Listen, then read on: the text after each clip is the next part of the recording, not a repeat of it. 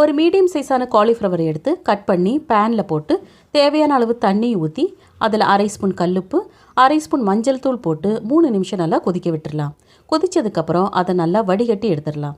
இப்போ ஒரு மிக்சிங் பவுலில் 3 ஸ்பூன் கார்ன்ஃப்ளவர், 3 ஸ்பூன் மைதா மாவு, 1 ஸ்பூன் இஞ்சி பூண்டு பேஸ்ட், 3/4 ஸ்பூன் மிளகாய் தூள், அரை ஸ்பூன் கரம் மசாலா தூள், 3/4 ஸ்பூன் உப்பு, இது எல்லாத்தையும் நல்லா கலந்து விட்டதுக்கப்புறம் கொஞ்சமாக தண்ணி சேர்த்து ஒரு பேஸ்ட் மாதிரி நம்ம கலந்து எடுத்துக்கலாம்.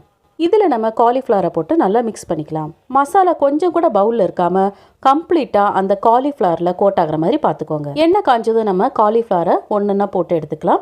போட்ட உடனே நம்ம திருப்பி போடக்கூடாது. 1 நிமிஷம் அப்படியே விட்டு அதுக்கப்புறம் நம்ம ஃப்ரை பண்ணி எடுத்துக்கலாம். இன்னுமே இந்த வீடியோ டீட்டெயிலாக தெரியணும்னா இதுலேயே லிங்க் இருக்கும், பார்த்துக்கோங்க. 2 நிமிஷத்துலேயே நம்ம ஃப்ரை பண்ணி எடுத்துடலாம். பாருங்க நம்மளோட எண்ணெய் எவ்வளோ தெளிவாக இருக்குன்னு. கொஞ்சம் கூட மசாலா உதிராமல் சூப்பரான கிறிஸ்பியான காலிஃப்ளவர் 65 சூப்பராக ரெடி ஆயிருக்கு. தேங்க்யூ.